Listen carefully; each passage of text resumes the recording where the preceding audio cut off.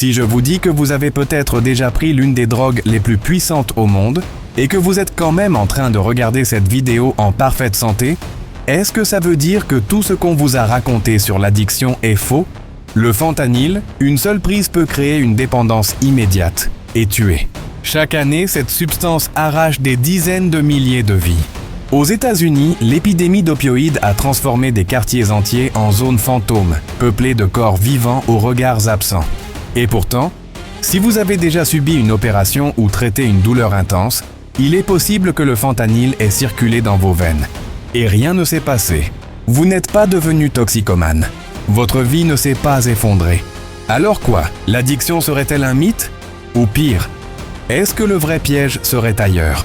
Parce que pendant que vous avez peur des drogues dures, vous consommez peut-être chaque jour des substances et des comportements qui sabotent votre cerveau en silence, comme le sucre, les réseaux sociaux, les jeux vidéo, la pornographie et la validation numérique.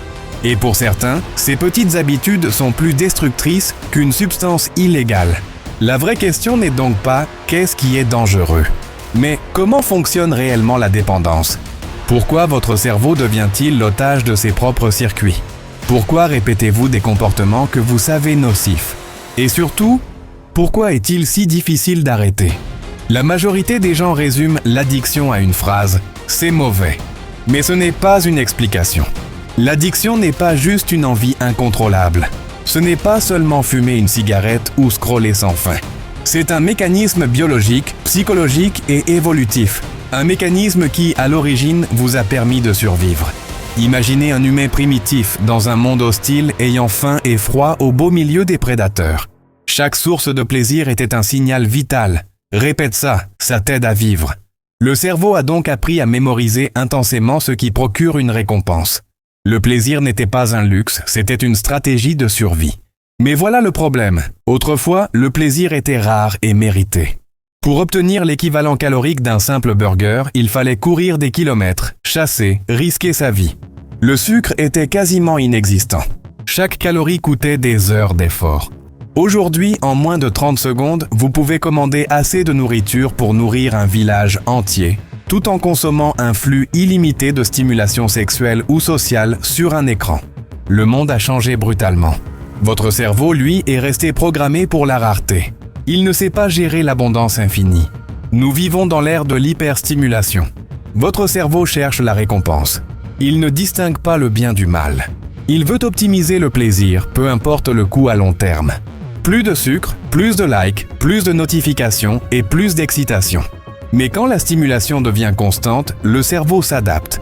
Il développe une tolérance. Ce qui était intense devient normal. Ce qui était normal devient ennuyeux. Et soudain, vous ne scrollez plus par plaisir, mais pour éviter le vide. Voilà pourquoi tant de personnes se sentent apathiques, fatiguées et insatisfaites. Le problème n'est pas qu'elles n'ont pas assez, c'est qu'elles ont trop. Chaque dépendance fonctionne comme une boucle. Comme déclencheur, on a l'ennui, la solitude et le stress. Comme action à entreprendre, c'est simple. Ouvrir l'application, manger sucré, regarder du contenu excitant. Et comme récompense, on a un soulagement temporaire. Le cerveau enregistre « Quand je me sens mal, ça me sauve ». Répétez la boucle assez longtemps et elle devient automatique. Vous ne choisissez plus, vous réagissez. Dans un équilibre naturel, la faim mène à la nourriture, la fatigue au sommeil. Mais les excès artificiels brisent cette régulation. Les pics de dopamine sont violents, puis viennent les chutes.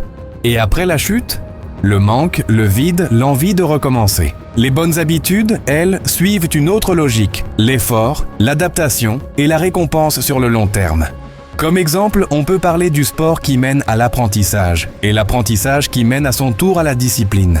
Ce sont des stress légers, contrôlés et bénéfiques. Pas de pic brutal, pas d'effondrement, juste une progression. Les mauvaises habitudes sont des raccourcis chimiques. Les bonnes habitudes sont des constructions biologiques. Et la différence change une vie entière. Mais l'addiction ne concerne pas seulement les substances. Elle peut être physique ou psychologique. On peut devenir dépendant d'un état comme l'euphorie, la validation, la distraction et même l'anxiété. Plus vos besoins intérieurs sont insatisfaits, plus vous êtes vulnérable. L'expérience Rat Park l'a démontré. Des rats isolés devenaient dépendants. Ceux vivant dans un environnement riche et social perdaient cet intérêt. La dépendance est souvent le symptôme d'un vide, pas la cause principale. Et pendant que vous luttez, le monde moderne optimise chaque détail pour capter votre attention. Les réseaux sociaux ne cherchent plus à connecter, mais à retenir. Les jeux ne cherchent plus seulement à divertir, mais à maximiser votre temps d'écran. Ce n'est pas du hasard, c'est de l'ingénierie comportementale. Compter uniquement sur la volonté est une erreur. Le cortex préfrontal, siège de l'autocontrôle, s'épuise sous le stress chronique. La solution n'est pas juste résister, c'est modifier la boucle. Changer le déclencheur, remplacer l'action, commencer minuscule. Une page lue, 5 minutes de marche, un exercice. Les connexions neuronales se reforment lentement, mais sûrement. Alors non, vous n'êtes pas faible, vous êtes humain. Votre cerveau fait exactement ce pourquoi il a été conçu. Le problème, c'est l'environnement. La vraie question n'est pas « comment supprimer toutes les tentations ?» mais « pourquoi ai-je besoin de cette béquille ? Qu'est-ce que je fuis ? Qu'est-ce que je cherche vraiment ?» La liberté ne consiste pas à vivre sans stimulation. La liberté, c'est pouvoir choisir. Et maintenant, soyez honnête avec vous-même. Quelle est votre boucle ? Quelle est cette habitude que vous justifiez mais qui vous vide lentement ? Est-ce que vous allez continuer à laisser un algorithme décider de votre attention ou reprendre le contrôle ? Dites-le en commentaire. Pas pour moi, pour vous. Parce que le premier pas vers la liberté, c'est d'admettre qu'on était enchaîné.